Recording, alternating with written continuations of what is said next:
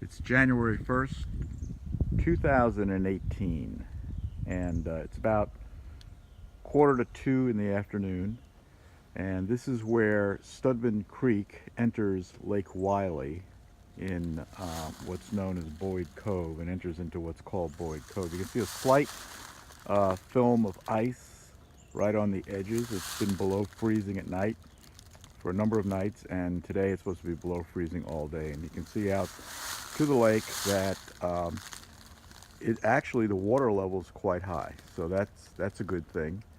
But probably wouldn't want to go into that water in your kayak or your canoe for fear of falling in and getting hypothermia, unless you were properly dressed in dry gear, which is about the only way you could do it. And for anyone who's familiar with it, that's pretty expensive stuff. But here's the lake, January 1st, New Year's Day, 2018. Just a touch of ice, which is unusual on the boundary of North Carolina and South Carolina, which is where Lake Wylie is.